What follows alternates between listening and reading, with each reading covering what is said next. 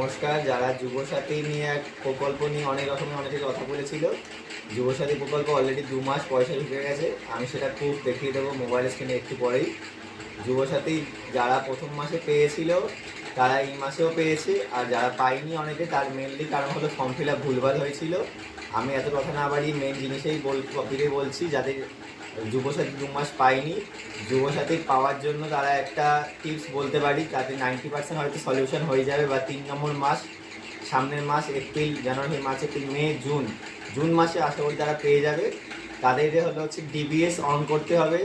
DBS মানে direct beneficiary transfer, যেটা on করলে আপনাদের, আমি ওয়েবসাইটটা দেখিয়ে দেবো। ওই ওয়েবসাইটে গিয়ে আপনার আধারের সাথে মোবাইল নাম্বার লিঙ্ক মাস্ট থাকতে হবে। তাহলে আধারের সাথে মোবাইল নাম্বার লিঙ্ক থাকলে আধারের নাম্বার দিতে হবে, তারপরে ওটিপি আসবে।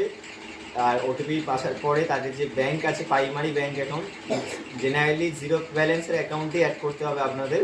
জিরো ব্যালেন্সের অ্যাকাউন্ট অ্যাড করলে সেই ডিবিএস মানে ডাইরেক্ট বেনিফিশিয়ারি ট্রান্সফার, ওই অ্যাকাউন্টটাই তারা আগের মাস থেকে পয়সা পেয়ে যাবে আশা করি।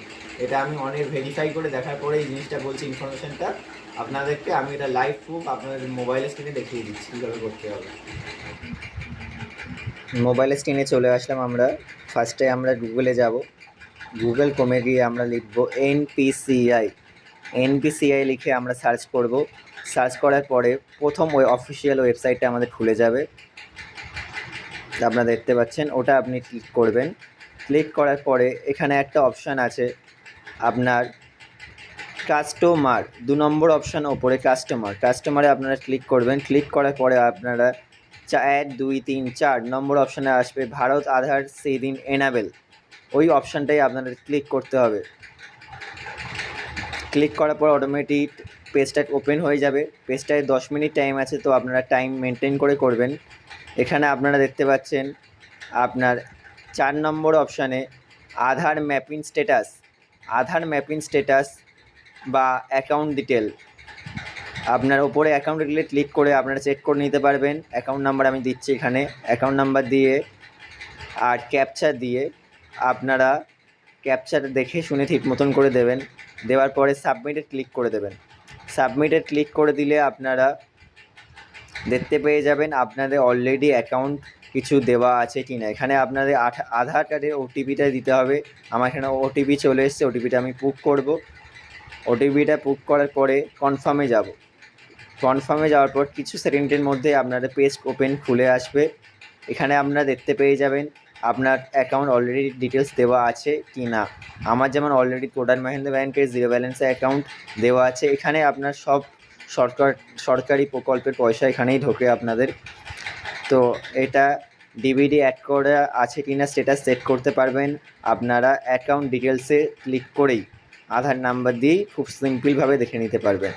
আর যাদের নেই তাদের জন্য 2 নম্বর অপশান আধার সিডিং বা আনসিডিং, এখানে অপশানটা ক্লিক করার পরে আপনারা যথারীতিভাবে আধার নাম্বার দেবেন। ঠিক মতন করে আধার নাম্বার দেওয়ার পরে রিকোয়েস্ট ফর আধার সিডিং না সিডিং মানে নতুন যদি আপনার অ্যাড করতে চান, আর যদি আপনি অ্যাকাউন্ট চেঞ্জ করছেন তাহলে সিডিং অপশানে ক্লিক করবেন। সিডিং অপশানে ক্লিক করার পরে আপনার এখানে অপশান আসবে ব্যাংকের। আপনারা সব কটা ব্যাংকেরই অপশান পাবেন, জিরো ব্যালেন্স বলুন, পেমেন্ট ব্যাংক বলুন, সব রকম। তো আপনারা খুঁজে নেবেন আপনাদের ব্যাংকে। আমার যেমন কোটাক মাহিন্দ্রা ব্যাংক, তো আমি কোটাক মাহিন্দ্রা ব্যাংকটা ক্লিক করলাম লেটার ওয়াইজ। তারপরে আপনি এখানে অপশান 3টে অপশানের মধ্যে প্রথম অপশানটা মারবেন ফ্রেশ সিডিং, যারা নতুন করে ফ্রেশভাবে করতে চাও। যাদের অলরেডি নেই, অ্যাকাউন্ট নাম্বারটা এখানে দেওয়ার পরে যাচাই করে দেখে নেবেন ঠিক দিয়েছেন কি না। তারপরে কনফার্ম অ্যাকাউন্ট নাম্বারটা দেবেন আপনারা দেখে শুনে, সেম নাম্বারটা এবার দেবেন। দেওয়ার পরে এখানে আপনার অপশান থাকবে by giving the information is correct or not Aadhaar and bank details, সেখানে আপনারা অপশানটা রাইট মেরে দেবেন। রাইট মারার পরে আপনারা এখানে আপনার ক্যাপচাটা দেবেন। ক্যাপচা সঠিকভাবে দেওয়ার পরে আপনি সাবমিটে ক্লিক করলে আপনার অ্যাকাউন্ট নাম্বারটা সরকারি সব প্রকল্পের জন্য ডিবিএসটা অ্যাক্টিভ হয়ে যাবে। আমার অলরেডি করা আছে তাই আমি করছি না, কিন্তু আপনাদের সিস্টেমটা দেখিয়ে দিলাম কীভাবে চেক করতে হয় এবং কীভাবে নতুন আধার নাম্বারের সাথে অ্যাকাউন্ট নাম্বার অ্যাড করতে হয়।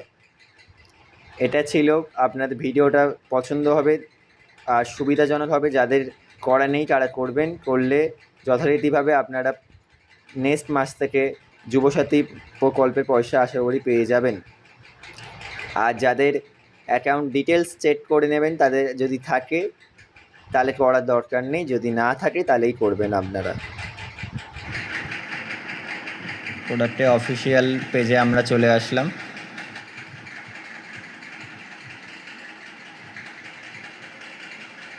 এখানে ট্রানজ্যাকশানে আমি যাব।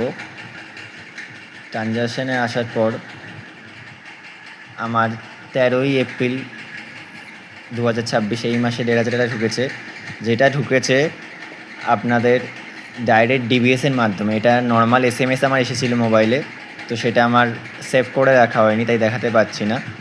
বাট এর আগের মাসে যাদের ঢুকেছিল, এই আগের মাসে আমার মার্চ মাসে ঢুকেছিল